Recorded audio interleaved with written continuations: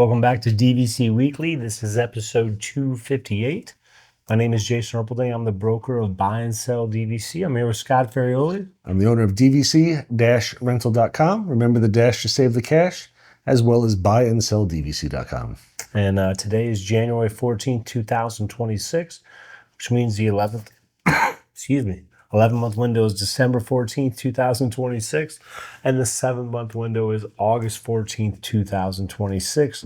I'm going to go right into the buy and sell side of things, right of first refusal. If you're new to DVC, you might see ROFR, which is right of first refusal. When a seller puts a property up for sale, and then that seller finds a buyer, it has to be sent to Disney for right of first refusal.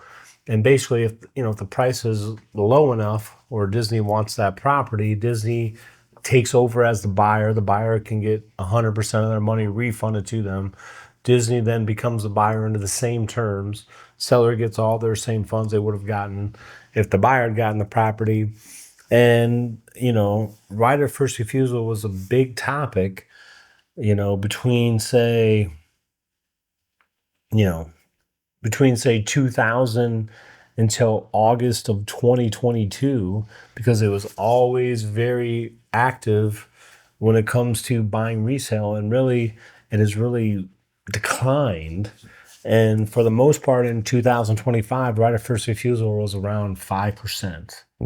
So, the resorts that really, Alani, Vero Beach, Boulder Ridge, Copper Creek, Riviera, Boardwalk, Beach Club, and Saratoga Springs, they had probably a total of 40 buybacks between, that's combining all those resorts. Wow. So now, on a side note, Alani had never had a buyback since it's been around. And they had one in 2025. Vero Beach hadn't had a buyback in probably like 7 years. And they had one in 2025. Uh-oh. The monster's awakening. So, he's waking up to buy back the one. I don't know why they decided to buy an Alani, because again, they're still trying to sell that resort out. Yeah, I know. I have no idea why they would do that. Unless it was that ridiculous of a price that they were just like, you gotta get that back. It's way too low. Grand California, that resort had over 40 buybacks, which for that resort is around 32% of the Grand California. Disney just has so many people lined up that want to buy that resort, because you can't get in there under 7 months. So people will buy that direct. Oak Key West is a resort that has 2 end dates. It has 2042 end date, 2057. So a lot of people are selling a 2042 end date, and then Disney buys it back, and Disney can just turn it into a 2057. And then Grand Floridian, that had over 60 buybacks. So, that's a resort that, still, but again, what I'm saying, I don't want anyone to get caught up in right of first refusal, because unless you're buying Grand California, because... I have a question about that. Sure. I know Disney was not actively selling Grand California. So I was like, but they've bought back some. I guess maybe they're not actively selling it, but maybe like if they've got like a VIP customer, they can still try to get that for them? Yeah, when I say, they don't want... they don't want people calling up and, I guess, getting on their wait list. But I'm assuming that their wait list that they already have is long enough. So this, buys back, and then they probably email it to whoever. So, yeah, you're not going to... I knew they were not taking wait lists. They were not like selling anything. So I was like, they're buying back almost 1/3 of the property is hitting the market. So they're selling them to somebody. Yeah, something's happening. So I don't think in this case you're going to bump the line, if you will. Like whoever's on their list is probably what they're just working off of. They might have been there for 5 years already. Right.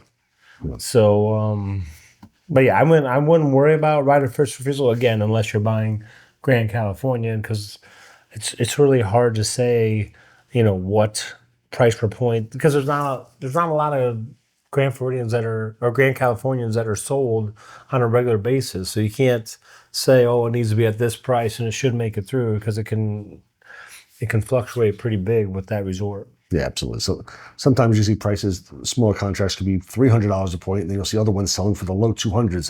There's a huge range that no other resort has. Right. And now we're on to the food review of the week. Come here, I'm gonna eat you! Get in my belly! So for today's food review, when I see new items, I try to try them for people. New item they had was the Monte Cristo sandwich at Earl of Sandwich at Disney Springs. It says limited time. I don't know how long it's going to be there, but the sandwich has it's ham, turkey, Swiss, mayonnaise. Now, I've had a lot of not a lot of I've had several Monte Cristos in the past. This one has hollandaise sauce on it, which is new. I've never seen that before. And they also air fry it, so it does not have the like breaded topping where they like deep fry it and it's like crispy and like oily. This was air fried and topped with powdered sugar and berry jam on the side. It was $9.99. Again, still always one of the best deals on Disney property. Earl of Sandwich, all sandwiches are under $10, which is absolutely fantastic. And this is one of the first times I was ever eating an Earl of Sandwich where I sat there and I said, this could possibly compete with the holiday turkey that I love so much. Every sandwich I always eat, I go, this is a good sandwich, but my wife's sitting next to me and she's eating the holiday turkey. And I'm always jealous because I sit there and I go, I love the holiday turkey sandwich and nothing comes close to it. This one came very, very close. Everything on the sandwich was great. The berry jam on the side worked perfectly. Sweet and salty and a steal for $10. In Disneyland, not at Earl Sandwich, but Disneyland, they charge around $30 for a Monte Cristo sandwich. So, you're getting a much, much better deal. How can they get away with charging that? What, $9.99? No, $30. Not at Earl Sandwich. No, but I mean, like Blue Bayou is an expensive restaurant. That's like the only place that had the Monte Cristo sandwich. It's like $30 for the sandwich. But this was a very good sandwich. Wasn't greasy or like left you feeling like bleh. Like sometimes afterwards, because they fry the sandwiches, and a lot of times you could feel a little nasty afterwards. This was air fried, not greasy. I mean, overall, I gave it an 8.2. Afterwards, I had a bite or two of my wife's holiday turkey sandwich, and that one is still the champ, though. So I still love the holiday turkey. This one was a very, very solid sandwich, though. You should definitely go try it out. If you're here right now, go see if they've still got it. Again, I don't know how long they're going to have it for, but this was a very good sandwich. Try it out. And now we're on to DVC-Rental.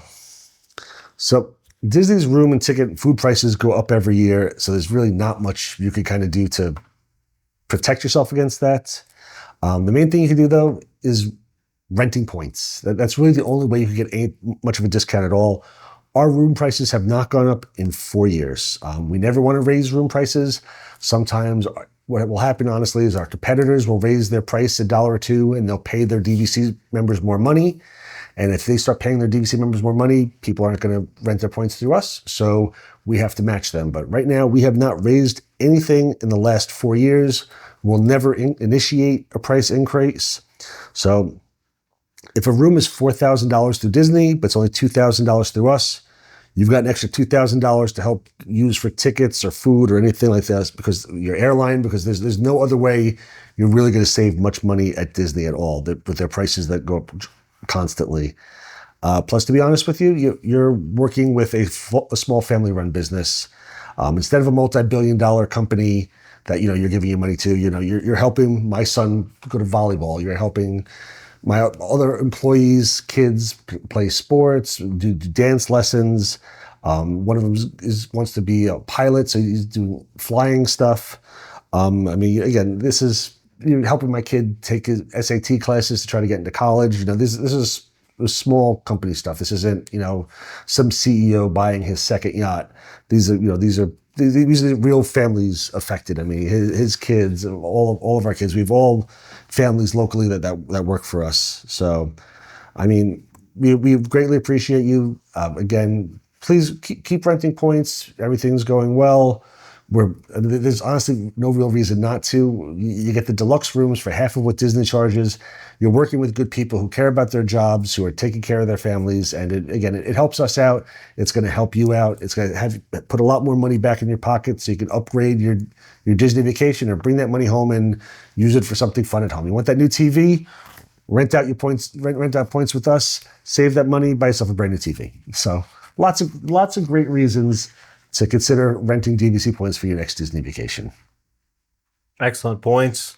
And we'll see you next week. We got to get his. We're big volleyball people. We got to get his son into volleyball. He's like, is it 12? 6'2.5", 14. He's 14, 6'2.5", and he's probably still going. That kid's gonna be huge.